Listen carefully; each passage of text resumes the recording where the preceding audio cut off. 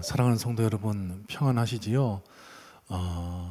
아직도 영상으로 이렇게 인사를 드리고 있습니다.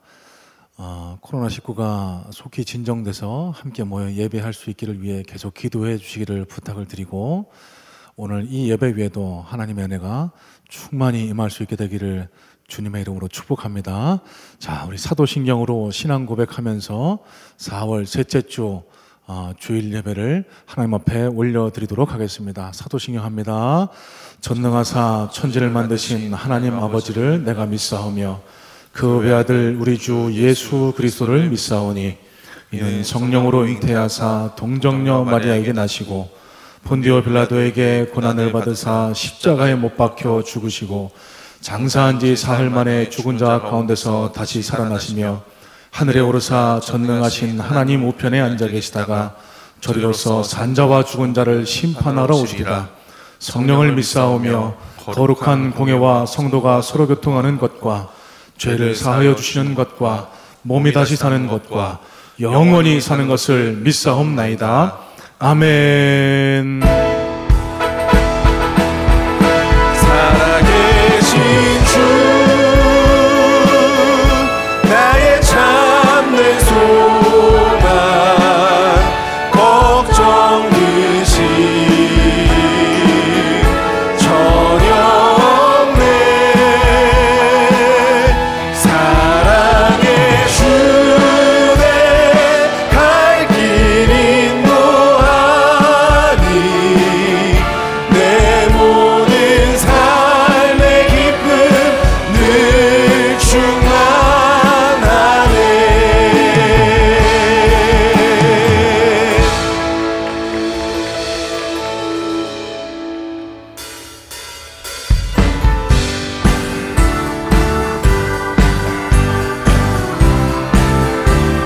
주 없이 살 수 없네. 주 없이 살 수 없네. 죄인의 구주여 그 귀한 몸의 피로 날 구속하소서. 구주의 사랑으로 흘리신 보혈이 내 소망 나의 위로 내 영광 됩니. 주 없이 살 수 없네. 주 없이 살 수 없네. 나 혼자 못 서리. 힘없고 부족하며 지혜도 없구나. 내 주는 나의 생명 또 나의 힘이라. 주님을 의지하여 지혜를 얻으리. 주 없이 살 수 없. 내 주는 아신다. 아신다. 내 영의 깊은 간구 마음의 소원을 주밖에 나의 마음 늘 알아주리오. 내 마음 위로하사 평온케 하시. 주 없이 살 수 없네. 세월이 흐르고 이 깊은 고독 속에 내 생명 끝나고 사나운 풍랑인데 날 지켜주시니 내 곁에 계신 주님 늘. 우리 한 번 더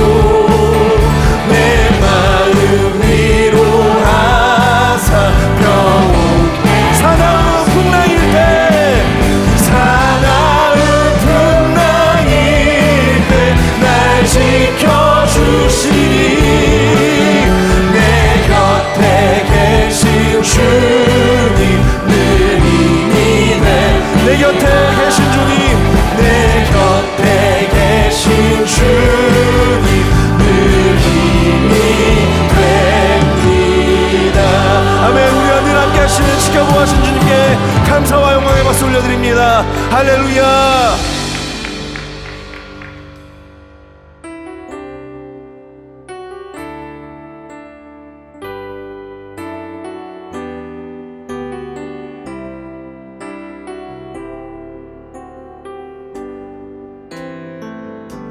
보소서 주님, 나의 마음을 선한 것 하나 없습니다. 그러나 내 모든 것 주께 드립니다. 사랑으로 안으시고 날 새롭게 한 번 더 고백합니다. 보소서 주님, 나의 마음을 선한 것 하나 없습니다. 그러나 내 모든 것 주께 드립니다. 사랑으로 안으시고 날 새롭게 하소서.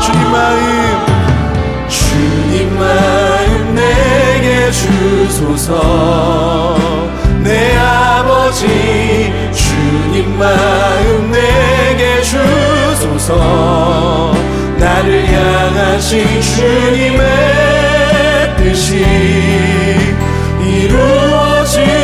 이루어지도록 주님 마음 내게 주소서.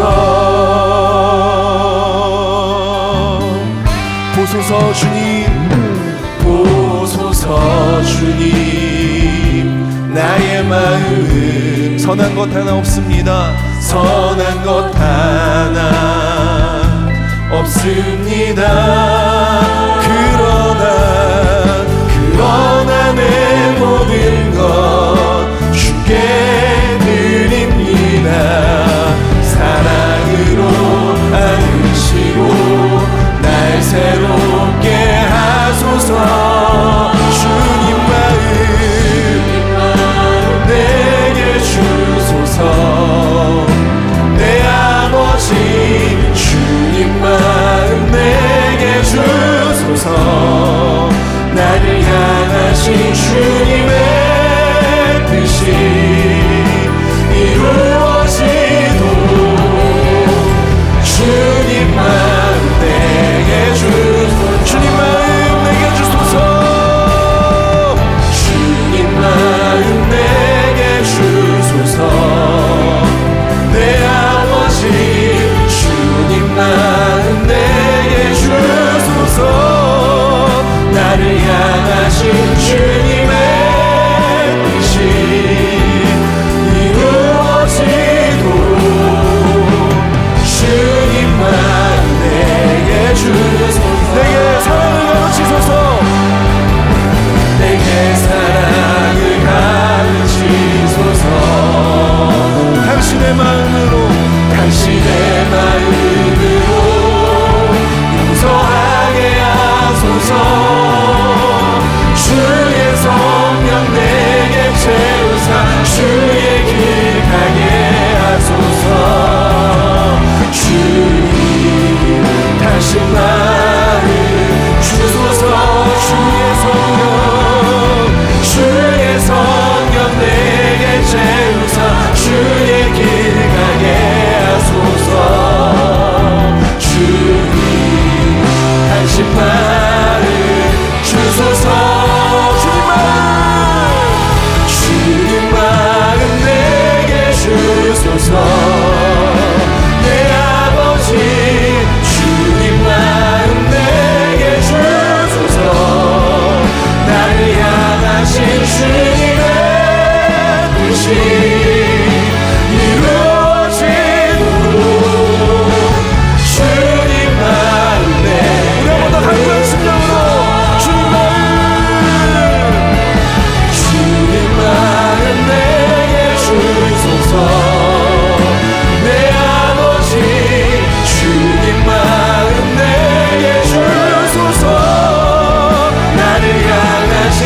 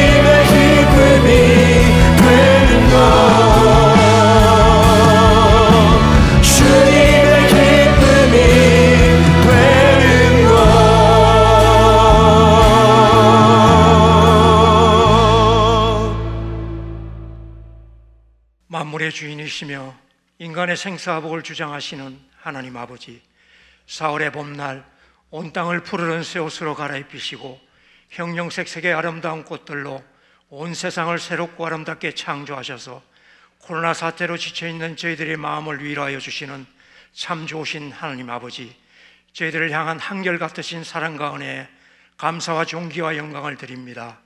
전염병으로 인하여 이번 주일도 성전에 함께 모여 예배하지 못하고 영상으로 예배를 드리지만, 오늘 드려지는 우리의 예배가 온 마음과 정성을 다하여서 영이신 하나님께 진정으로 드려지는 영적인 예배가 될 수 있도록 성령님께서 함께하여 주옵소서.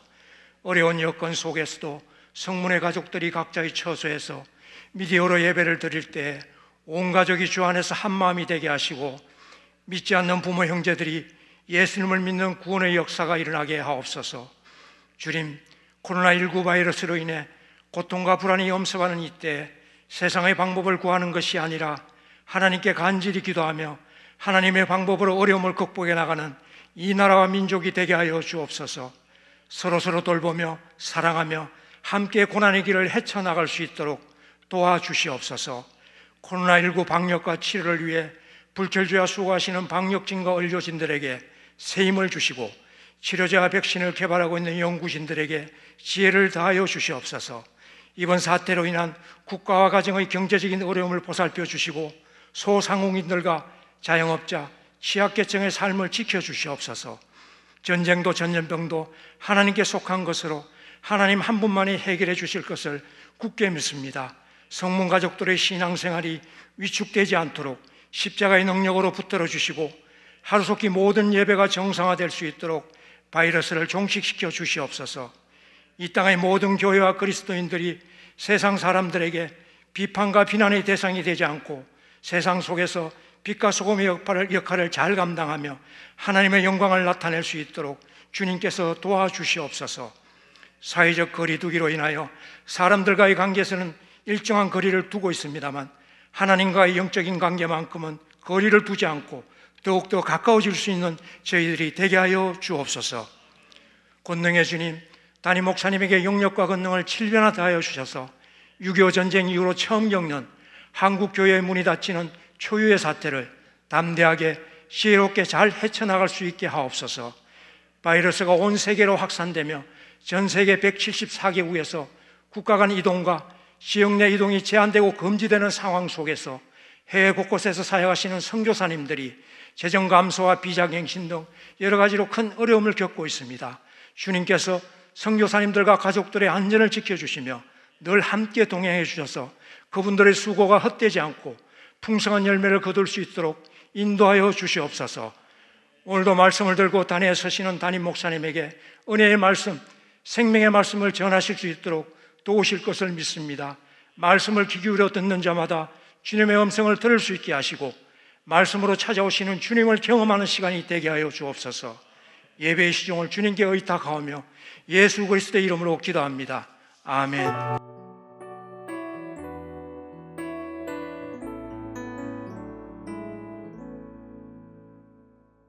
감사합니다. 교회 앞에 광고 말씀 드리겠습니다. 지난 주일이 부활주일이었죠. 여러분들 지난주에 광고해드린 대로 부활을 기념해서 감사 헌금에 동참하신 분들 이 헌금을 가지고요, 선교사님들 또 선교지에 또 우리 교회의 어려운 이웃들 예수사랑 봉사회를 통해서 또 우리 다음 세대를 세우는 이런 일, 그리고 또 미자립교회를 세우는 일에 잘 사용이 됐습니다. 동참하신 분들께 감사를 드리고, 앞으로도 계속해서 우리 선교지와 우리 선교사님들 어려움 당하지 않도록 함께 기도해 주시면 감사하겠습니다. 코로나19로 인해서 교회가 아직도 폐쇄 중에 있습니다. 지금 사회적 거리 두기에 대한 정부의 지침이 아직 결정되지는 않았는데요, 우리 교회가 우리 성도들 그리고 또 더 나아가서는 국민들의 안전 생활을 책임진다는 그런 의미에서 정부 방역 당국의 지침을 잘 준수하면서 때를 기다리도록 하겠습니다. 저희 교회는 나름대로 또 열심히 준비 중에 있습니다. 교회 구석구석을 방역하고 청소하고 소독하고 있고요. 언제곧 다시 모여 함께 예배할 날을 열심히 준비하고 있으니까 여러분 조금만 더 인내해 주시기를 부탁을 드리겠습니다. 여러분 지금 드리는 예배가 주일 예배입니다. 이 영상 예배로 드리는 이 기간이 길어지다 보니까 늘 걱정이 되는 것은 우리의 마음 자세가 흐트러지지는 않을까 늘 걱정이 되는데요. 여러분 지금 계신 그 자리가 성전이고 하나님이 계신 곳이고 하나님이 예배를 받으시는 곳이라는 사실을 기억하시고 몸과 마음을 잘 정돈하신 상태로 예배에 임해 주시기를 부탁을 드립니다. 언제 다시 모일지 이제 곧 그날이 다가오리라고 예상하고 있는데요. 정확한 날짜는 결정이 되는 대로 당회를 통해서 결정이 되는 대로 여러분들에게 신속히 공지해 드릴 테니까 조금만 더 참아 주시기를 부탁을 드립니다. 4월 18일 토요일 날 우리 A 공동체 김영순 집사님의 아버님이 돌아가셨습니다. 부산에서 장례를 치르는데요. 많은 분들 함께 하지 못하더라도 여러분 마음으로 또 만나게 되시면은 위로해 주시면 감사하겠습니다. 여러분 지금 이 시간에는 헌금을 위해서 또 특별히 찬양을 준비했습니다. 신혼부부 두 가정인데요. 아이를 출산하는 과정에서 우리 찬양단 또 반주자의 사명을 내려놓고 새로운 가족과 함께 하게 됐습니다. 또 이 코로나 시기와 겹쳐서 오랫동안 교회를 출입을 못했는데 꼭 찬양으로 하나님께 영광 돌리고 싶다는 그런 요청에 의해서 헌금 특성으로 참여하시게 됐습니다. 여러분 최광석 천지의 부부 또 안성현 이성은 부부 찬양하실 때 큰 은혜 받으시기를 바라고 각자 처한 장소에서 하나님 앞에 귀한 물질 연보하도록 하겠습니다.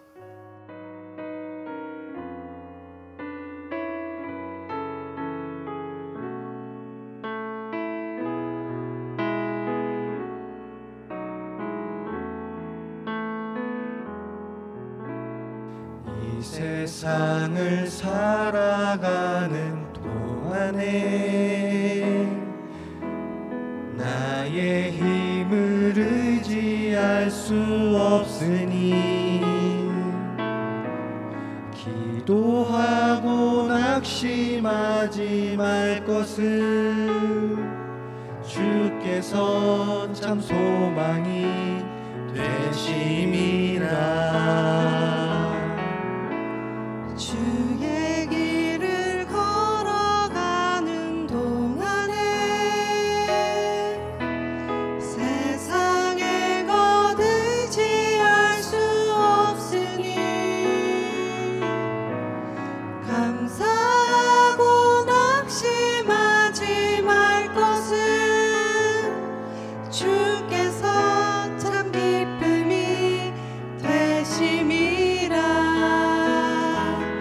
하나님의 꿈이 나의 비전이 되고 예수님의 성품이 나의 인격이 되고 성령님의 권능이 나의 능력이 되길 원하고 바라고 기도합니다.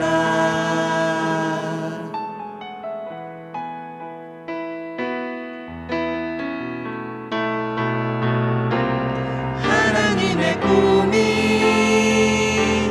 나의 비전이 되고 예수님의 성품이 나의 인격이 되고 성령님의 권능이 나의 능력이 되길 원하고 바라고 기도합니다.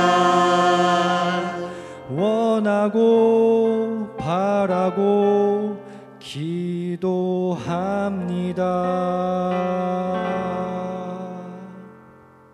하나님 말씀 같이 보겠습니다. 구약 성경 느헤미야 4장입니다. 느헤미야 4장 15절로 23절까지의 말씀인데요. 제가 가진 성경책 구약성경 732페이지에 기록되어 있습니다. 느헤미야서 4장 전체를 가지고 설교할 텐데 말씀을 위해서 4장 15절로 23절까지만 함께 읽도록 하겠습니다. 구약성경 732페이지입니다. 느헤미야 4장 15절로 23절까지의 말씀을 우리 한 절씩 돌아가면서 교독해서 읽겠습니다. 우리의 대적이 우리가 그들의 의도를 눈치챘다 함을 들으니라. 하나님이 그들의 꾀를 패하셨으므로 우리가 다 성에 돌아와서 각각 일하였는데 그때로부터 내 수하 사람들의 절반은 일하고 절반은 갑옷을 입고 창과 방패와 활을 가졌고 민장은 유다 온 족속의 뒤에 있었으며 성을 건축하는 자와 짐을 나르는 자는 다 각각 한 손으로 일을 하며 한 손에는 병기를 잡았는데 건축하는 자는 각각 허리에 칼을 차고 건축하며 나팔 부는 자는 내 곁에 섰었느니라. 내가 귀족들과 민장들과 남은 백성에게 이르기를 이 공사는 크고 넓으므로 우리가 이 성에서 떨어져 거리가 먼즉 너희는 어디서든지 나팔 소리를 듣거든 그리로 모여서 우리에게로 나아오라.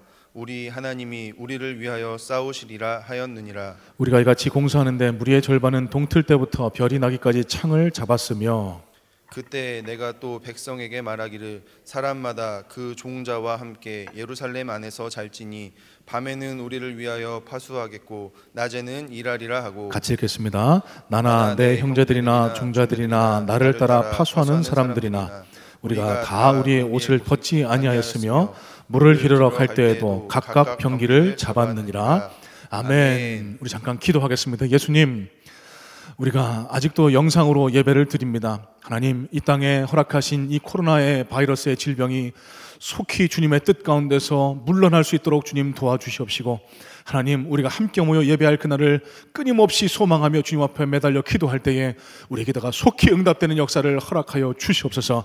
특별히 코로나19 때문에 어려움에 빠져있는 우리 지체들, 육체의 질병 가운데 또 여러 가지 경제적 어려움 가운데 빠져있는 지체들 가운데 주님 피 묻은 손을 얹어주시고 하나님 저들을 위로해 주시며 저들의 손 내밀어 주심으로 말미암아 저들이 속히 일어나 주님 곁으로 뛰어나갈 수 있는 놀라운 힘과 능력을 덧입을 수 있도록 주님 도와주시옵시고, 하나님 우리 마음속에도 주님을 향한 뜨거운 열정을 허락해 주심으로 하나님께 나와 찬양하며 예배하는 그날이 속히 올 수 있는 뜨거운 열심을 우리 심령 가운데 허락하여 주시옵소서. 하나님, 예배 자리에 빈손 들고 나오지 않냐고 정성껏 주님 앞에 헌신하여 싸운데 하나님 이 물질을 기쁘게 흠양하시고 우리가 드린 이 물질로 하나님 나라가 확장되는 역사를 허락하여 주시옵시고, 하나님 바친 손길들에게는 물질의 능력도 덧입혀 주심으로 말미암아 날마다 주님의 공급하심의 은혜 감사하며 살아갈 수 있는 귀한 승리자들 될 수 있도록 도와주시옵소서. 예배 시정을 주님께만 의지하오며 살아 역사하신 예수님 이름으로 감사하며 기도드렸사옵나이다. 아멘. 여러분, 한자 위기라는 단어는요, 위험과 기회를 뜻하는 두 글자의 합성어, 즉 두 글이 합해진 단어라고 합니다. 왜 이 위기를 이런 글자를 써서 만들었을까? 아마도 중국의 현명한 사람들은 어려운 위기가 곧 또 다른 기회가 될 수 있다는 것을 아마 깨달았지 않았을까, 그렇게 생각을 합니다. 서양 격언에도 이런 말이 있습니다. 하나님은 한쪽 문을 닫으실 때 다른 문을 열어두신다라는 말이 있습니다. 위기가 곧 기회다라는 말과 맞닿아 있는 의미라고 생각합니다. 여러분, 돌이켜보면 우리는 늘 인생의 위기와 마주해 왔습니다. 하지만 그럼에도 불구하고 저와 여러분들이 오늘 이 자리에 서 있을 수 있는 이유는 그 위기를 잘 극복해냈고 잘 이겨왔기 때문에 오늘날의 저와 여러분이 지금 있을 수 있는 것 아닌가, 그런 생각을 하게 됩니다. 무슨 말이냐 하면은요, 지금 코로나19 때문에 여러 가지 위기를 맞고 있는 이 상황, 교회적으로도 또 나라적으로도 또 각 개인으로도 참 어려운 상황을 마주하고 있는데요, 이 위기 또한 지혜롭게 잘 극복해 나간다라고 하면은 이 위기 뒤에는 또 다른 기회의 문이 열려 있지 않을까, 우리가 그렇게 생각해야만 된다라는 것입니다. 자, 그러면 끊임없이 우리 앞을 찾아오는 이 인생의 위기를 우리는 어떻게 극복해 나가야만 할까요? 다시 말씀드려서 뜻하지 않게 삶의 장애물이 우리 앞을 탁 하고 가로막았을 때 우리는 이 삶의 장애물들을 어떻게 대처하고 어떻게 이겨나가야 할까요? 오늘 본문 말씀이 이에 대한 해답을 잘 보여주고 있습니다. 자, 첫 번째입니다. 여러분, 인생의 위기 앞에서 우리가 가장 먼저 지켜야 할 것은 우리의 마음입니다. 절대로 낙심하거나 두려워하지 말고 이 위기를 또 다른 기회로 삼는 것이 가장 먼저 우리에게 있어야만 하겠습니다. 자, 오늘 본문 말씀 함께 읽지는 않았지만 4장 1절에는 생략된 단어 하나가 있습니다. 한글 성경에는 전혀 번역되어 있지 않는 와예히라는 히브리 단어인데요, 이 단어가 뭐뭐가 일어나다 발생하다라는 뜻을 가진 동사 하야의 칼멸료 3인칭 단수형입니다.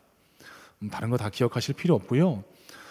이 하야라는 단어와 접속사 와라는 단어, 두 단어가 합해진 단어가 이 와예히. 그래서 한글 성경은 번역하지 않고 있고 영어 성경 대부분에도 드러나진 않지만 본문을 그대로 충실히 번역하려고 애쓴 NKJV라는 영어 번역본은요, But it so happened라는 단어로 이 단어를 해석하고 있습니다. 이 와예히는요, 어떤 뜻을 담고 있지는 않습니다. 보통 히브리 문어에서요, 앞에와 뒤에 문장을 연결하는 역할을 하는 단어가 바로 이 와예히라고 합니다. 자, 그렇다고 하면은 4장을 시작할 때 이 왜 와예히라는 단어로 시작했을까? 앞선 장과 연결되어 있다는 뜻을 담고 있습니다. 여러분, 지난 주간은 부활주일에서 그 전주에 우리 느헤미야 3장을 함께 나눴습니다. 느헤미야 3장의 내용을 기억하고 계실 줄로 믿습니다. 무려 75명이나 되는 사람의 이름을 쭉 열거해 가면서 수많은 이스라엘 유다 백성들이 이스라엘 성벽 재건 사업에 참여했다는 내용이 느헤미야서 3장에 등장하고 있는데요, 그때로부터 이어지는 이야기가 오늘 본문 4장의 내용이라는 뜻을 와예히라는 접속사가 담고 있다는 뜻입니다. 자, 3장에서 이스라엘 백성들이 두려움을 떨치고 일어나서 느헤미야와 함께 손잡고 이스라엘 성벽 재건 사업을 참여하고 있습니다. 그런데 오늘 4장을 가만히 살펴보시면은요, 그들 앞에 뜻하지 않은 장애물이 나타난 겁니다. 이제 하나님의 역사를 이루기 위해서 우리가 한마음 한뜻으로 뭉쳐서 성벽 재건 사업을 아주 마음 다해서 시작하려고 할 그 시점에 뜻하지 않은 장애물, 방해물, 도전이 그들 앞에 나타나게 된 겁니다. 그게 뭘까요? 산발랏과 도비아라는 사람의 도발이었던 것입니다. 자, 오늘 본문 1절입니다. 산발랏이 우리가 성을 건축한다 함을 듣고 크게 분노하여 유다 사람들을 비웃으며라고 성경은 기록하고 있습니다. 자, 이어지는 2절 말씀과 함께 보면은요, 이 산발랏과 도비아가 이 유다 백성들을 조롱하고 비웃었다라고 성경은 기록합니다. 자, 여러분 한번 살펴보시면 알겠지만 이 산발랏과 도비아가 조롱하는 이들의 목소리는 마치 이런 겁니다. 야, 니들이 성벽을 재건한다고 말도 안 되는 소리를 하고 있네. 너희 같은 힘없고 미약한 백성들이 뭘 예루살렘 그 성을 다시 쌓는단 말이야. 여우가 올라가도 그 성벽은 처참히 무너질 거다. 그리고 내가 니들 이 성벽 재건하는 거 그대로 그냥 내버려 두지 않을 거야. 그러면서 그들에게 막 도전한 겁니다. 이렇게 조롱하는 것으로 그치지 않고요, 나중에 7절, 8절 말씀을 따르면은 이 산발랏과 도비아는 아라비아 사람과 또 암몬 사람들을 동원해서 모든 그 원수들을 동원해서 그 이스라엘 백성들을 공사하는 현장을 쳐들어갈 계획을 세웠다고 그렇게 성경은 말씀하고 있습니다. 자, 여기서 우리가 한 가지 의문점을 가질 수 있습니다. 왜 하나님께서는 당신의 역사, 당신이 허락하신 역사, 하나님께서 느헤미야의 마음을 움직이셔서 아닥사스다 왕으로 하여금 그 예루살렘 성벽을 재건토록 하셨고, 하나님의 역사를 깨달은 이스라엘 백성으로 하여금 그 성벽 재건 사업에 참여하도록 하셨는데 왜 이 이스라엘 백성들 느헤미야를 어렵게 만드실까? 왜 이 산발랏과 도비아라는 어려운 장애물들을 그냥 치워주지 않으시고 왜 이 사람들로 하여금 계속해서 이스라엘 백성과 느헤미야의 마음을 아프고 괴롭게 하실까? 우리는 한번 이렇게 생각을 해볼 수 있습니다. 여러분, 이 물음에 대한 답을 얻기 위해서는요, 느헤미야와 이스라엘 백성들이 어떻게 142년 동안이나 중단되어 있던 예루살렘 성벽 재건 역사를 단 52일 만에 마쳤는지를 한번 생각을 해보셔야 합니다. 여러분, 오늘 설교의 내용을 잘 이해하시기 위해서 권면합니다. 오늘 하루가 가시기 전에 오늘 함께 읽지 않은 4장의 내용을 깊이 한번 두어 차례 한번 묵상해 보시길 바랍니다. 오늘 말씀을 가만히 살펴보시면은요, 이스라엘 백성들이 정말 열심히 일했습니다. 정말 집중해서 뜻을 다해 힘을 모아 일했습니다. 전쟁 중에 일하는 것과 같은 놀라운 집중력이 이스라엘 백성들에게 있었다라고 성경은 기록하고 있습니다. 왜요? 산발락과 도비아와 같은 원수들이 언제 우리를 침노해 올지 모르는다는 이 경계심 때문에.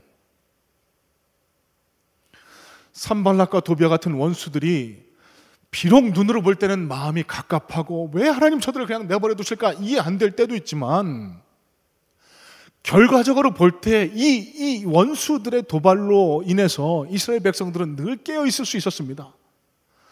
평소 여유롭게 성벽 쌓는 작업을 진행할 수 있었지만 더 집중해서 더 열심으로 한 손으로는 방패를 잡고 한 손으로는 벽돌을 쌓아가면서 그렇게 이스라엘 성벽 사업을 진행해 나갈 수 있었다는 사실. 또 한번 생각해 보세요. 결과적으로 어떻게 됐습니까? 산발락과 도비아 원수들이 이스라엘 백성들을 쳐들어와서 누구 하나 털어갔나라도 상한 일이 있었습니까? 없었습니다. 그렇다라고 하면은 이 대적들의 위협과 조롱, 이 대적들의 침노는요, 어떤 맥락에서 볼 때 이 놀라운 성벽 재건 사업을 이루기 위한 하나님의 역사, 또는 그 산발락과 도비아가 비록 인간적인 눈으로 볼 때는 정말 미워서 어떻게 막 꼬집어주고 싶고 막 어떻게든 하고 싶은 그런 원수처럼 보일지 몰라도 이들은 하나님이 보내주신 천사들일 수도 있다라는 생각을 우리가 해봐야만 합니다. 여러분, 여기서 지금 내 삶을 가장 어렵게 하는 사람이 누군지 한번 마음속으로 한번 생각해 보시기 바랍니다. 어떤 분은 자녀라고 대답하실 분 계실 테고, 어떤 분은 내 남편, 내 아내 이렇게 대답하는 분도 계실 테고, 어떤 분은 내 직장 상사, 내 거래처 사장 이렇게 대답하는 분도 계실 겁니다. 여러분, 그분들이 하나님이 보내신 천사들입니다. 그분들 때문에 하나님 앞에 기도할 수 있게 되고, 그분들 때문에 늘 깨어서 주님 손을 붙들 수 있게 된다라는 사실을 기억한다라고 하면은 그분들 너무 미워하지 마세요. 하나님 보내신 천사라는 그런 생각을 가지면은 그분들 훨씬 더 덜 미워하고 용서할 수 있는 그런 용기가 생기게 될 줄로 믿습니다. 여러분, 하나님은요, 우리를 사랑하시는 하나님이십니다. 당신의 백성인 저와 여러분이 결단코 그냥 넘어져서 멸망하기를 원하지 않으십니다. 그러면 우리 삶에 이따금씩, 아니 너무 자주 마주하게 되는 이런 삶의 장애물들, 위기들 어떻게 바라봐야 할까요? 이 모든 것이 하나님의 인도하심 가운데, 하나님의 뜻 가운데 있다라고 우리는 성경을 통해서 그렇게 배워왔는데, 하나님은 도대체 왜 당신의 사랑하는 백성들에게 이런 어려운 문제들을 허락해 주실까요? 하나님이 우리를 더욱 성장시키시기 위해서 던져주신 기회입니다. 하나님이 우리를 이 위기 가운데, 어려움 가운데, 고통 가운데 집어넣으신 이유는 이 과정을 통해서 우리의 믿음을, 우리의 삶을 더욱더 풍요롭고 더욱더 완성된 형태로 빚어가시기 위한 하나님의 뜻이 그 속에 포함되어 있다는 사실을 우리가 기억해야만 한다는 것입니다. 여러분, 이런 맥락에서 볼 때 어려운 환경 가운데 계신 분들에게 당부합니다. 절대로 하나님 원망하지 마시기 바랍니다. 이게 무슨 하나님이냐고, 하나님 믿으면 편하고 하나님 믿으면 잘 되고 하나님 믿으면 복 받는다라고 했는데 왜 내 삶에는 이런 복이 나타나지 않느냐고 원망하실 게 아니라요, 이럴 때일수록 하나님을 더욱 강하게 붙들어야 합니다. 그래야 이 위기 뒤에 있는 하나님의 축복을 우리가 충만히 누릴 수 있기 때문에 그렇다는 사실입니다.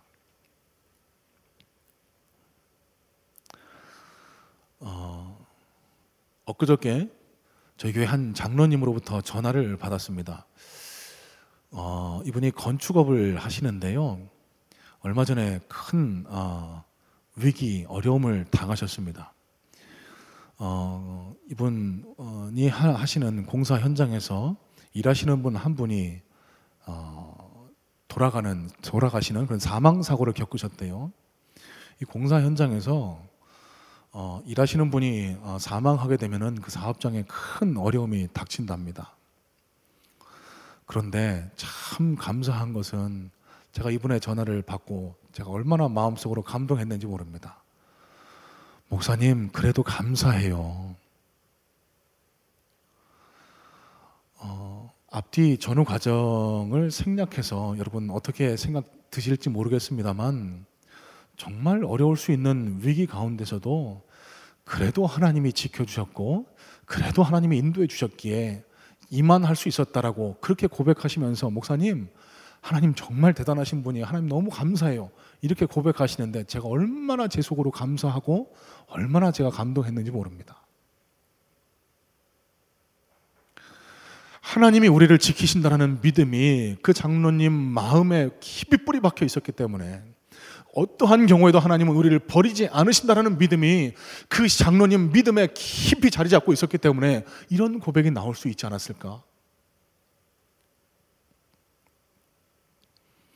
사랑하는 여러분, 뜻하지 않은 장애물을 만나셨을 때는요, 하나님을 원망할 것이 아니라 우리는 더욱 하나님을 굳게 붙들어야만 합니다. 그리고 이를 악물고 주님 앞에 무릎 꿇고 기도해야만 합니다. 이해가 되지 않더라도 마음이 너무 힘들더라도 하나님 앞에 나와서 하나님 저를 죽이시려는 뜻이 아니신 것을 내가 압니다. 하나님 제가 이 위기를, 이 어려움을, 이 장애물을 어떻게 넘어가야 될까요?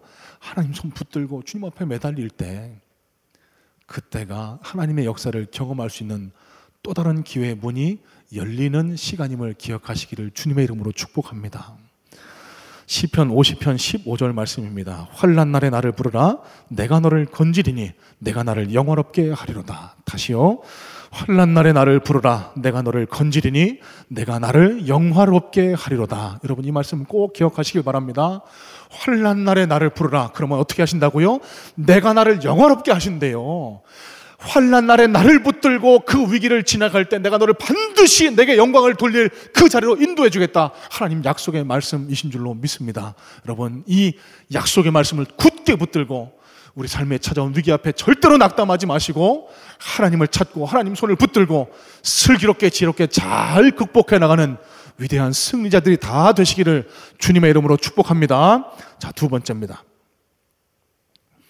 오늘 본문 9절 말씀인데요, 이렇게 말씀을 기록하고 있습니다. 우리가 우리 하나님께 기도하며 그들로 말미암아 파수꾼을 두어 주야로 방비하는데, 자 여러분 이 말씀의 맥락이요, 이 산발락과 도비아가 내가 너희를 그만두지 않겠다라고 막 위협할 때 그 즉시 나온 이스라엘 백성들과 느헤미야의 반응입니다.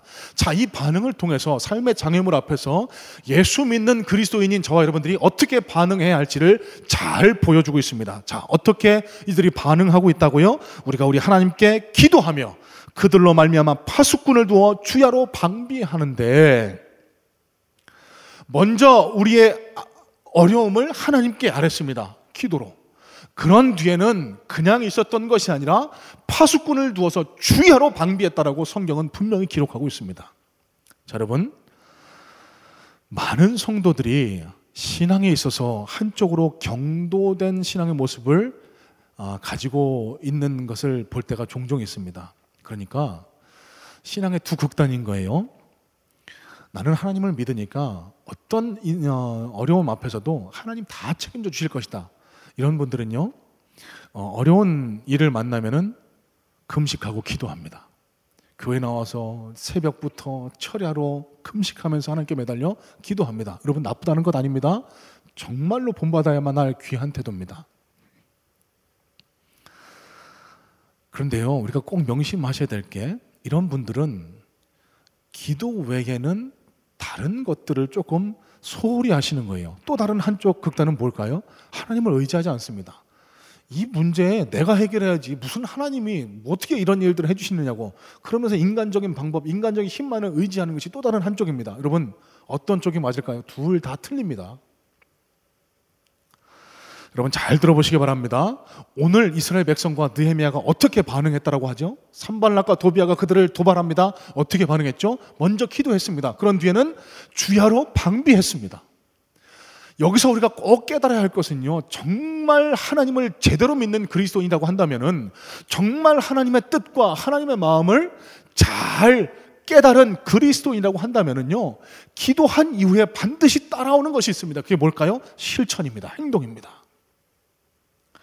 하나님께 우리 어려움을 갖다 맡깁니다. 하나님, 제가 이런 어려움 앞에 서 있습니다. 이런 어려움 가운데 서 있는데 주님 나를 붙들어 도와주시옵소서 기도합니다. 그러고 나서는 내가 해야 할 일을 찾아서 하나님이 역사하실 수 있도록 열심을 다해 최선의 방법을 찾아 노력하는 것, 이게 정말 건강한 그리스도인의 모습이라는 사실입니다. 오늘 본문 16절에서 17절 말씀을 세번역 성경으로 한번 읽어봐 드리겠습니다. 그때가 이제 산발락과 도비아 이후의 일입니다. 절반은 일을 하였으며 나머지 절반은 갑옷을 입고 창과 방패와 활을 가지고 경계를 서고 지도자들은 성벽을 쌓는 백성들을 뒤에서 지원하였다. 그리고 짐꾼들은 한 손으로 일을 하고 한 손에는 무기를 잡았으며. 세번역 성경이었습니다.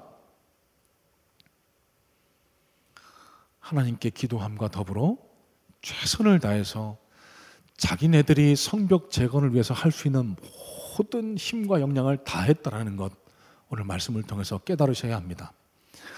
김진혁이라는 칼럼니스트가요, 그리스도인이 꼭 해야 할 66가지라는 책 중에 이런 내용이 실려 있습니다. 어떤 한 장로님이요, 수레를 끌고 짐을 싣고 가던 중에 그 수레가 진흙탕에 빠졌습니다.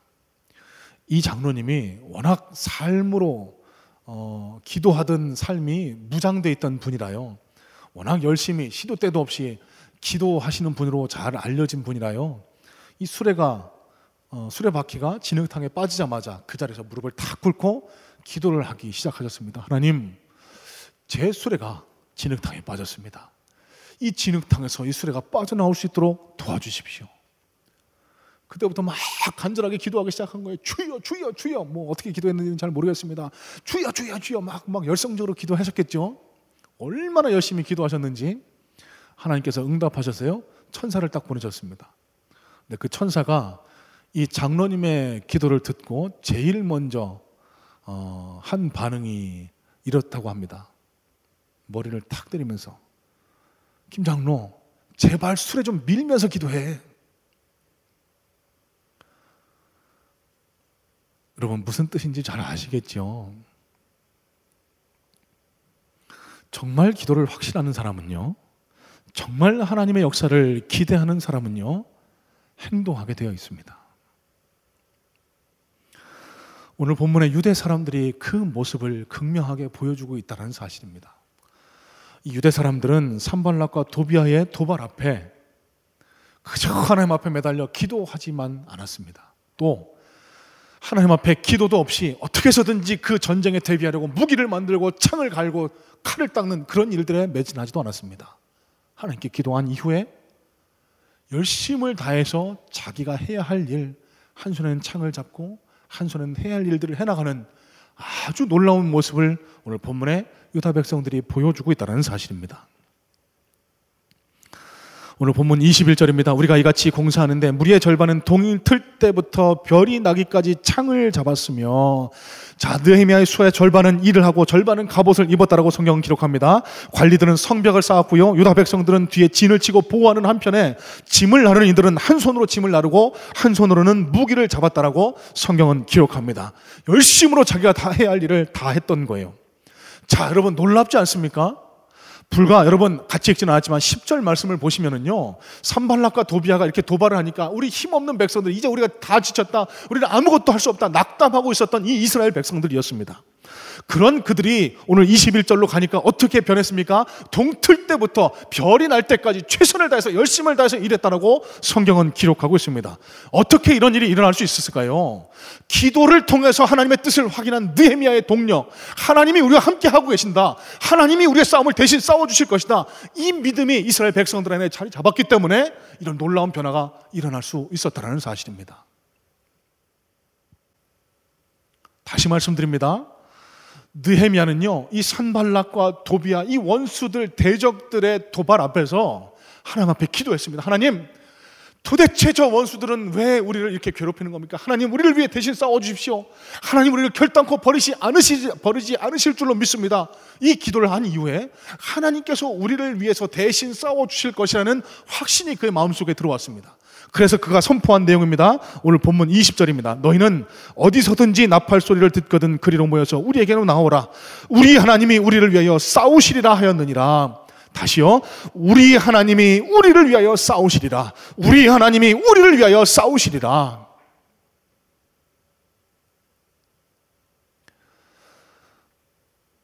여러분, 코로나19로 인해서 우리의 일상이 영원히 이전으로 돌아갈 수 없을 수도 있다는 무서운 진단이 여기저기서 쏟아지고 있습니다. 과거에는 세계를 자유롭게 여행을 하고 많은 사람들이 모여서 여러 가지 일들을 했지만 이제는 코로나19로 인해서 새로운 세대, 즉 언택트, 컨택트의 반대말인 신조어입니다. 접촉하지 않는 이라는 뜻을 가진 언택트의 시대가 지금 우리 앞에 도래하고 있다. 많은 지식인들이 이렇게 진단을 하고 있습니다. 교회와 우리 그리스도인들의 영성도 참 어려운 위기를 직면하고 있다고 생각을 합니다. 물론 정부 당국의 사회적 거리두기가 이제 좀 해소되고 생활 방역으로 전환되면은 저희도 다시 모여서 예배할 겁니다. 그날을 기다리시는 분들도 많이 계시죠. 그런데 믿음이 부족해서일까 모르겠습니다만 우리가 예전의 모습을 회복할 때까지는 많은 시간, 많은 노력이 필요할 줄로 압니다. 왜? 그래도 우리 마음에 아직 두려움, 거리낌이 남아있기 때문에 영상 예배로도 예배 드리니까 편하고 좋은데 뭘, 이런 아니란 생각이 우리 마음속에 이미 자리 잡았기 때문에. 여러분, 언택트의 시대가 오더라도 예수 그리스도를 구주로 믿고 따르는 저와 여러분들에게는 반드시 필요한 것이 컨택트입니다. 우리 예수님과의 컨택트, 우리 성도들과의 컨택트, 우리 성도와 성도가 하나 되는 이 컨택트가 우리 교회와 성도들에게는 반드시 필요합니다. 왜 굳이 모여서 예배를 드려야 할까요? 물론 우리가 두세 사람 모인 곳 예수님이 함께 하신다고 약속해 주셨지만 공동체적으로 하나 돼서 모이는, 그래서 그곳에 임재하시는 하나님의 그 크고 놀라운 임재를 경험하는 것, 이 대예배의 영성이 우리 기독교에서는 반드시 필요하기 때문에 그렇습니다. 하나님은요, 두세 사람이 모인 곳에도 계시지만 우리가 함께 모여서 찬양하고 예배할 때 더 기뻐하시고 더 큰 은혜를 우리에게 허락해 주십니다. 그리고 예배 현장에서 느낄 수 있는 영성, 하나님의 임재하심의 감격과 그 인터넷 미디어로 경험할 수 있는 그 영성은 분명한 차이가 있다는 사실입니다.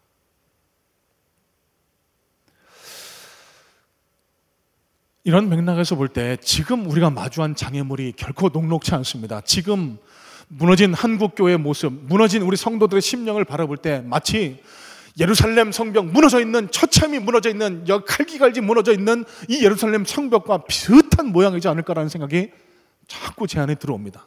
어떻게 이 무너진 심령을, 무너진 교회를, 무너진 한국교회를 다시 이렇게 세울 수 있을까요? 뜨거운 열심이 필요합니다.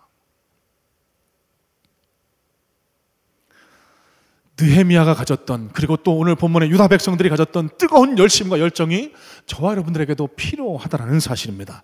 갑자기 찾아온 장애물 앞에서 그저 낙담하고 무너져 있을 것이 아니라 우리는 반드시 회복해야 한다. 우리는 반드시 다시 모여서 하나님 앞에 감격과 감동의 예배를 올려드려야만 한다. 이런 열심과 열정이 저와 여러분들에게 있을 때 이 열심과 열정은 어떻게 품어질 수 있을까요? 우리 문제는 하나님 앞에 내어 맡기는 겁니다. 기도하는 겁니다. 하나님, 우리가 지금 흩어져 예배한 지가 벌써 7주가 지났습니다. 하나님, 이대로 우리 교회가 흩어질지도 모르겠습니다. 하나님, 우리가 다시 모여 예배하는 것이 주님의 뜻임을 우리가 반드시 기억하고 다시 모을 수 있는 힘을, 환경을, 조건을 우리에게 허락해 주세요. 기도해야 합니다. 그 이후에 할 수 있는 일들을 해야 합니다. 주변의 이웃들을 돌아보고, 세론들을 돌아보고, 그들의 어려움을 틀어주고, 그들을 위해서 기도해주고, 우리 함께 모일 수 있는 공동체성을 다시 한번 담보하는 것이 저 여러분들에게 필요하다는 사실입니다.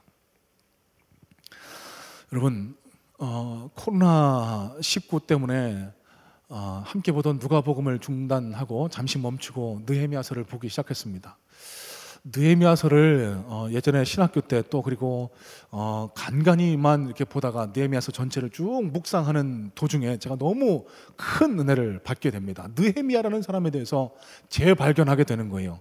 그저 멀리만 느껴졌던 느헤미야가 저는 정말 위대한 영웅, 아브라함과 같은, 사도 바울 같은 그런 영웅적인 인물로 저한테는 그렇게 새롭게 다가오는 겁니다.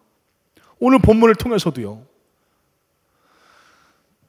장애물이 있습니다. 방해물이 있습니다. 하나님이 아닥사스다 왕의 마음을 움직여주셔서 나로 이 예루살렘까지 보내주셨는데 왜 이해할 수 없습니다. 왜 이 산발락과 도비아는 자꾸만 우리의 일을 방해할까? 그러면서 자꾸 흩어져가는 그런 이스라엘 백성들을 바라보면서 마음도 무너지고 힘든 심령 가운데 있었을 이 느헤미야가 취한 행동을 보세요. 하나님 앞에 먼저 기도로 내어 맡기고 그 다음에는 자기가 해야 할 일에 최선을 다했습니다. 진력을 다했습니다. 여러분, 이 느헤미야의 모습을 하나님께서 기쁘게 보시고 그 이스라엘 성벽 재건 사업을 단 52일 만에 마칠 수 있도록 도와주시지 않으셨을까? 저는 그런 생각을 하게 됩니다. 오늘 본문 마지막 절입니다. 23절 말씀을 다시 한번 보겠습니다. 세번역 성경인데요. 그리고 나와 내 형제들과 종들과 나와 함께 있는 경비들은 밤에도 옷을 벗지 않고 항상 무기를 휴대하였다. 여러분, 저와 여러분에게는 이 느헤미야와 같은 자세가 있으실까요? 삶의 위기 앞에 하나님 앞에 내어 맡기고 그 다음에는 내가 할 수 있는 일을 최선을 다해서 밤이건 낮이건 최고의 열정을 다해서 하나님이 역사하실 수 있는 환경을 내 스스로 만들어버리는 노력이 저와 여러분에게는 있으시냐는 겁니다. 여러분, 크고 놀라우신 하나님께서는요, 우리를 반드시 승리하게 해 주실 줄로 믿습니다. 놀라운 능력의 하나님, 전능하신 하나님께서 저와 여러분들을 위해서 싸워 주실 줄로 믿습니다. 그렇기 때문에 저와 여러분 절대로 낙심하셔서는 안 됩니다. 눈앞의 장애물을 두려워하거나 그저 위축되어서도 안 됩니다. 오늘 본문에 나타나 있는 느헤미야의 자세를 잘 마음 깊이 새기셔서 하나님이 우리를 위해서 싸우고 계시다라는 이 말씀을 깊이 기억하시고 있는 자리에서 일어나셔서 하나님 손 붙들고 다시 싸우심을 통해 놀라운 승리의 주인공 되는 역사가 모든 성문의 성도들에게 일어날 수 있기를 간절한 마음으로 축복합니다. 자, 마지막인데요, 이 삶의 장애물을 헤쳐나갈 때 우리에게 꼭 필요한 지혜가 있습니다. 오늘 설교를 위해서 오늘 본문 4장을 계속해서 묵상을 합니다. 그런데 계속 반복되는 한 단어가 있습니다. 여러분, 4장 말씀을 살펴보세요. 저와 같은 마음이 드시는지 안 드시는지 한번 살펴보시기 바랍니다. 꼭 한 단어가 유달리 많이 반복되고 있습니다. 우리. 여러분, 4장 전체를 제가 살펴보면서 세어보니까요, 우리라는 지시대명사가 총 22번이나 등장하고 있습니다. 제가 뭐 손으로 셌습니다. 혹시 틀린 분 알려주시면은 추첨해서 경품을 드려야 되나요? 예. 제가 센 바로는 22번이나 우리라는 단어가 등장합니다. 단적으로 20절 말씀을 한번 보겠습니다. 너희는 어디서든지 나팔 소리를 듣거든 그리로 모여서 우리에게로 나오라. 우리 하나님이 우리를 위하여 싸우시리라 하였느니라. 다시요. 우리에게로 나오라. 우리 하나님이 우리를 위하여 싸우시리라 하였느니라. 영어 성경입니다. Our God will fight for us. 여러분, 한국어에서는 우리라는 단어를 너무 쉽게 사용하죠. 그러니까 우리 남편, 우리 아내, 여러분 같이 공유하는 게 아닌데 좀 이상한 용법입니다. 그런데요, 우리라는 단어, 우리같이 이렇게 막 사용한 게 아니고요, 히브리어나 영어 성경은 정확하게 복수인 지시대명사 우리가 사용이 됐습니다. We. 자, 여러분, 이 단어가 함축하고 있는 뜻은 무엇일까요? 삶의 장애물 앞에서 우리가 꼭 갖춰야만 할 지혜는요, 나 이런 개인 중심으로 생각하고 개인 중심으로 행동할 것이 아니라 우리라는 공동체성을 갖춰야만 한다는 사실입니다. 다시요. 삶의 장애물 앞에, 뜻하지 않은 삶의 걸림돌 앞에서 우리가 반드시 갖춰야 할 지혜는 나보다 우리를 먼저 생각해야만 된다는 것입니다. 자, 오늘 본문 16절에서 18절 말씀을 세번역 성경으로 다시 한번 보겠습니다. 그때부터 절반은 일을 하였으며 나머지 절반은 갑옷을 입고 창과 방패와 활을 가지고 경계를 서고 지도자들은 성벽을 쌓는 백성들을 뒤에서 지원하였다. 그리고 짐꾼들은 한 손으로 일을 하고 한 손에는 무기를 잡았으며 성벽을 쌓는 자도 각자 칼을 허리에 차고 일하였다. 그러나 나팔을 부는 자는 내 곁에 있었다. 자, 여러분, 이게 무슨 말일까요? 이스라엘 백성들이 한마음 한뜻이 돼서 이 어려운 위기에 대처했다라는 뜻입니다. 여러분, 사실상요, 어려운 일이 닥쳐오면 뿔뿔이 흩어지는 것이 일상적인 사람들의 반응입니다. 그래서 이런 얘기도 있잖아요. 어려울 때 곁에 있는 사람이 정말 진정한 우리 친구라고. 왜 그럴까요?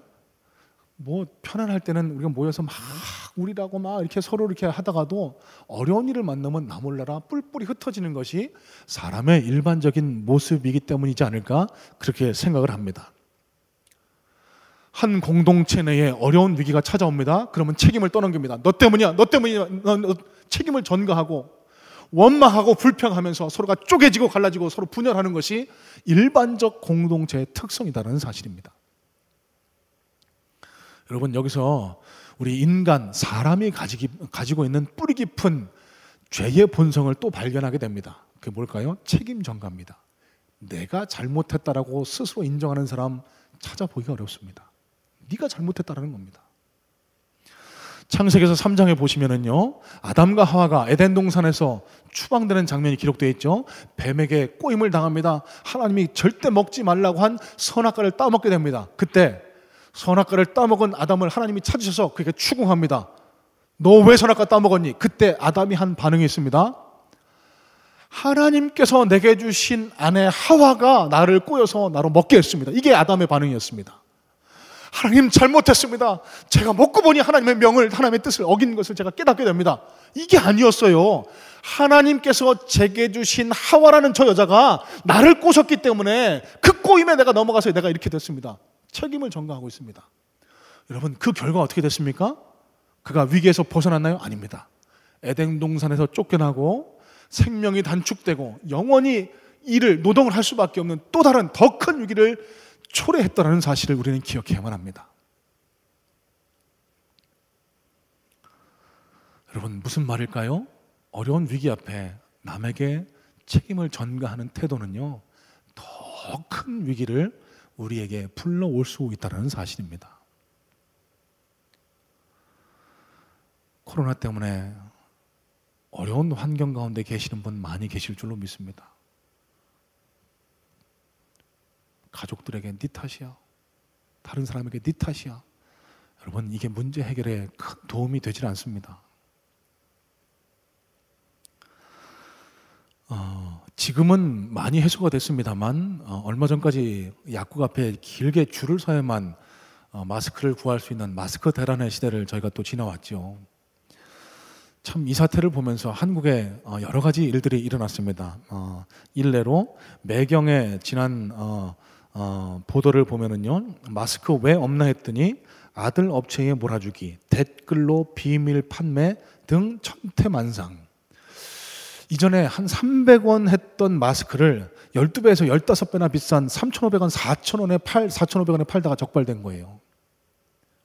매점 매석하려고 하고. 여러분, 이런 일들 언론 매체를 통해서 많이 보셨죠. 저는 뭐 법률 전문가도 아니고 목사로서 이런 얘기 참 해서는 안 된다는 걸 알지만 이런 분들 좀 엄하게 처벌했으면 좋겠습니다. 이게 제 믿음 때문에 그렇습니다. 오늘 말씀을 통해서 깨닫게 된 믿음 때문에.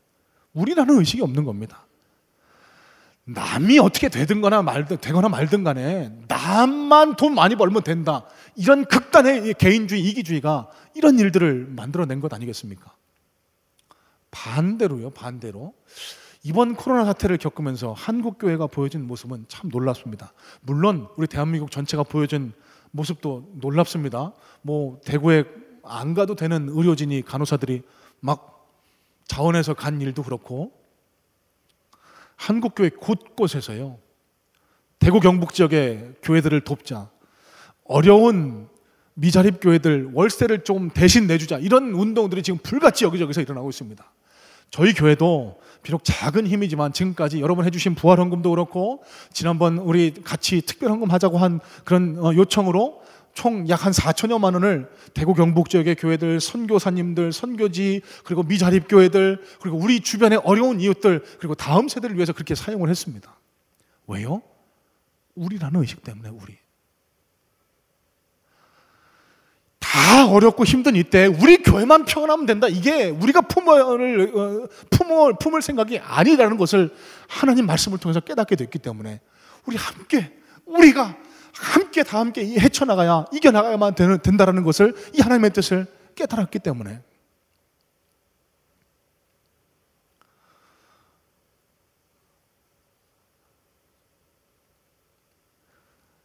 평소 존경하던 목사님의 설교를 통해서 깨닫게 된 내용을 또 한 가지 나누게 됩니다. 주기도문의 내용을 통해서 오늘 본문의 맥락과 연결된 말씀을 깨달을 수 있어야 되겠습니다. 주기도문은 크게 두 가지로 갈라볼 수 있죠. 하나님을 향한 기도, 나라가 영광을 받으시오며 하나님께 드리는 기도가 전반부를 차지하고 있고요. 후반부는 우리 사람의 필요를 구하는 기도입니다. 오늘날 우리에게 일용할 양식을 주옵시고 우리의 죄를 사하옵시고 그렇게 나가는 주기도문의 하반부 있잖아요. 한번 마음속으로 한번 기억해 보시기 바랍니다. 자, 우리가 꼭 다시 한번 되새겨 봐야만 할 것은요, 하나님께 드리는 기도 뒤에 인간의 필요를 구하는 기도를 하고 있다라는 그런 생각만 가지고 보시면 안 되고, 하반부 우리의 필요를 구하는 기도의 주체가 누군지를 한번 생각해 보셔야 합니다. 성경 어디에도 내 필요를 채워달라고 기도하지 않습니다. 내 죄를 용서해 달라고 그렇게 예수님 기도를 가르쳐 주지 않으셨습니다. 우리의 죄를 용서하여 주시옵고 우리의 필요를 채워 주시옵고 오늘날 우리에게 일용할 양식을 달라고. 여러분, 이게 뭘 뜻하겠습니까? 기독교는요, 복음은요, 나를 향해 서 있지 않습니다. 남을 향해 팔을 벌리는 것이 우리 기독교 복음이 가지는 특성이라는 사실입니다. 어렵고 힘든 이때 나만 잘 되면 된다, 나만 아니면 된다, 이런 생각은 하나님 앞에서 결코 옳은 생각이 아니라는 사실이에요. 여러분, 앞서도 말씀드렸지만 언택트 시대를 맞이해서 많은 미래학자들이, 많은 논설가들이 예견하는 것이 사회적, 종교적으로 개인주의가 확산하게 될 것이다. 그렇게 지금 예견하고 있습니다. 자, 그렇다고 하면 오늘 말씀을 통해서 또 주시는 하나님의 음성, 하나님의 뜻을 다시 한번 묵상해 봐야만 합니다. 아무리 세상이 언택트의 시대로 간다고 할지라도, 아무리 세상이 개인적인 시대로 간다고 할지라도 하나님이 오늘 교회 위에 원하시는 것은 우리라는 공동체성이다. 우리라는 공동체성. 너 혼자 잘 먹고 잘 살고 너 혼자만 평안하면 된다, 이런 사실, 이런 곳에 머무르는 것이 아니라 우리 하나님 앞에 하나 된 우리, 복음으로 하나 된 우리, 예수 그리스도 십자가 피로 하나 된 우리가 하나 되어 하나님을 찬양하고 기도하며 하나로 뭉쳐서 이 위기를 극복해 나가려고 할 때 하나님이 우리를 도와주실 것이다. 이런 믿음이 저 여러분에게 있어야만 된다는 것입니다. 여러분, 교회는 공동 운명체입니다. 다시 말씀드리면요, 한 사람이 잘 됐다고 해서 교회가 잘 되는 게 아닙니다. 우리 모두 다 함께 승리해야 그게 우리 교회적인 승리고 우리 모든 하나님 나라의 승리인 줄로 믿습니다. 그렇다고 하면 오늘 우리가 해야 할 일이 있습니다. 함께 기도해야 합니다. 함께 일해야 합니다. 우리 팔을 뻗쳐서 우리 주변의 이웃들을 섬기고 도와야만 합니다. 어떻게 이 코로나19 사태를 지나면서 돌아선 저 불신자들의 마음을 돌려 세울 수 있을까? 아무런 다른 방법이 없습니다. 섬기는 겁니다. 더 열심히 섬기는 겁니다. 세상을 향해서, 안 믿는 자들을 향해서, 연약한 자들을 향해서 더 우리가 마음 다해 낮은 자세로 섬겨나갈 때 하나님께서 우리 공동체의 회복도 하나님의 뜻 가운데 이루어 주시지 않을까, 그런 믿음이, 그런 확신이 제 안에 들어오게 됩니다. 말씀을 정리합니다. 여러분, 오늘 본문 14절 말씀 다시 한번 눈으로 보시기 바랍니다. 함께 읽지는 않았는데요, 오늘 본문 14절 말씀입니다. 내가 돌아본 후에 일어나서 귀족들과 민장들과 남은 백성에게 말하기를 너희는 그들을 두려워하지 말고 지극히 크시고 두려우신 주를 기억하고 너희 형제와 자녀와 아내와 집을 위하여 싸우라 하였느니라. 여러분, 제가 믿기로는 이 구절이, 이 절이 본장 4장의 핵심 내용이자 느헤미야서를 관통하는 핵심 주제라고 생각을 합니다. 무슨 말일까요? 너희 눈앞에 있는 장애물만을 두려워하지 말고 너희 눈을 들어서 너희를 도우시는 여호와 하나님을 바라봐라. 그리고 그 하나님 손 붙들고 일어나 싸워라.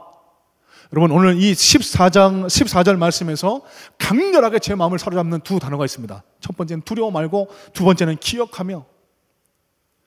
두려워하지 말라는 겁니다. 무슨 말일까요? 너희 눈앞에 있는 적들만 바라보지 말고 마치 내가 없는 것인 것 마냥, 마치 내가 너를 떠난 것인 것 마냥 적들만을 바라보고 두려워하지 말고 기억해라. 지금껏 너희를 인도한 나 여호와, 지금껏 너희를 이곳까지 인도한 나 여호와, 앞으로도 일할 것이고 어제도 계셨고 오늘도 계시고 앞으로도 계실 우리 왕 예수 그리스도를 믿고 의지해라. 그러면 너희 앞에 눈 앞에 장애물 내가 함께 싸워줄 것이다. 하나님의 음성인 줄로 믿습니다. 여러분, 예기치 않게 닥친 여러 가지 삶의 문제들로 인해 어려움 당하고 계신 분들 많이 계실 줄로 믿습니다. 오늘 말씀을 통해서 하나님의 음성이 여러분 심령에 들려오기를 간절히 소망합니다. 하나님, 우리 모두에게 이 두 가지 음성 들려주길 원하세요. 하나님을 의지해라. 그리고 지금껏 내가 너를 인도해온 내 은혜를 기억해라.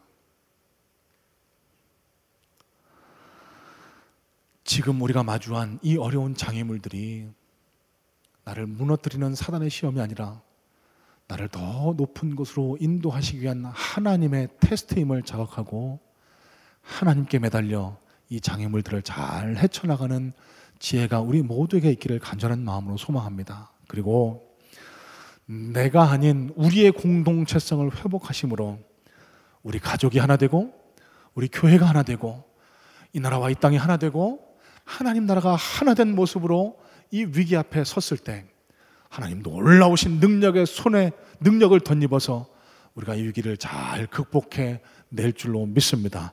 우리 모두 하나됨을 회복하심으로 우리 앞에 장애물을 잘 이겨나가는 승리의 주역들 다 되시기를 주님의 이름으로 축복합니다. 자, 여러분 이제 찬양하고 기도할 텐데요. 우리 몇 주 전에도 했던 찬양입니다. 오늘 말씀의 주제와 잘 들어맞는 찬양인데요. 주 안에 우린 하나. 우리 다시 한번 찬양하고 기도함으로 오늘 예배를 마치도록 하겠습니다. 우리 같이 찬양하겠습니다.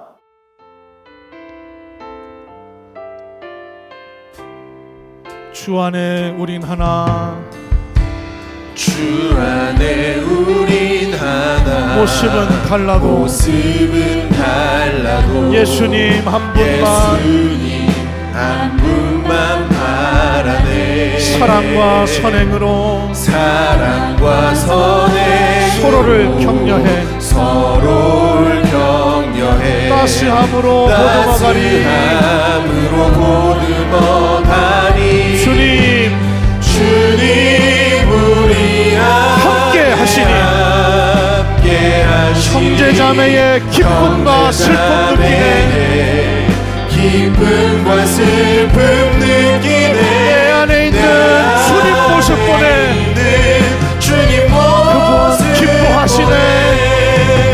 그분 기뻐하시네. 믿음으로 찬양합니다. 주님 우리를 통해 계획하신 일,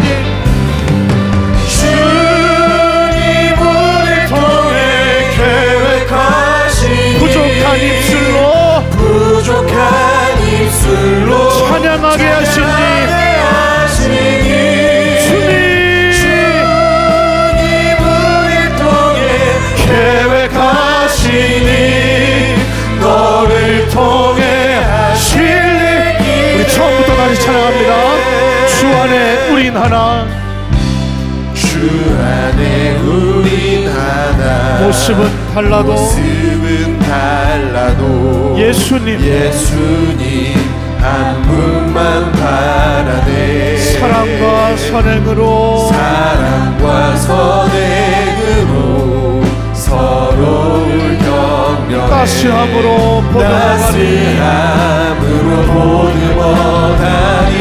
주님 우리 안에 함께 하시니 형제자매의 기쁨과 슬픔 느끼네. 내 안에 주님 모습 보내. 그분 기뻐하시네.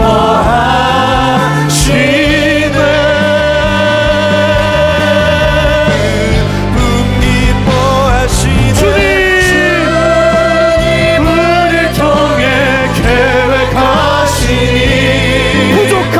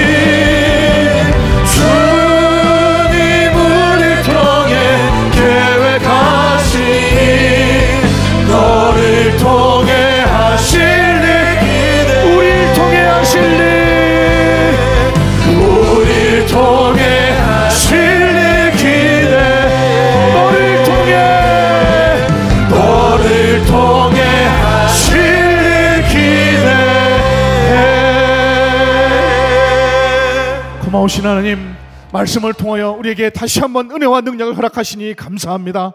하나님, 어려움 가운데 있는 당신의 백성들을 돌아보시고 오늘도 힘 주시기를 원하시는 하나님, 오늘 말씀을 통하여 느헤미야와 같은 삶의 지혜와 자세가 우리 모든 성문의 성도들에게 일어날 수 있게 되기를 간절한 마음으로 소망합니다. 하나님, 어려운 문제지만 하나님을 원망하고 불평할 것이 아니라 이 어려움 가운데도 하나님의 뜻이 있음을 다시 한번 기억하고 하나님 손 붙들고 하나님께 내어 맡기며 하나님의 능력을 의지할 수 있는 우리 모든 성문의 성도들 될 수 있도록 주님 역사하여 주시옵소서. 그리고 나를 위해서만 기도하고 나를 위해서만 힘을 써서 일하는 것이 아니라 우리의 공동체성을 다시 한번 기억하고 우리 가족이 하나 되고 우리 셀이 하나 되고 우리 교회가 다시 한번 하나 되므로 하나님 앞에 우리의 공동체성을 다시 한번 나타내 보여드림을 통해 하나님의 놀라운 역사가 우리 가운데 임하는 놀라운 은혜가 일어날 수 있도록 주님 도와 주시옵소서.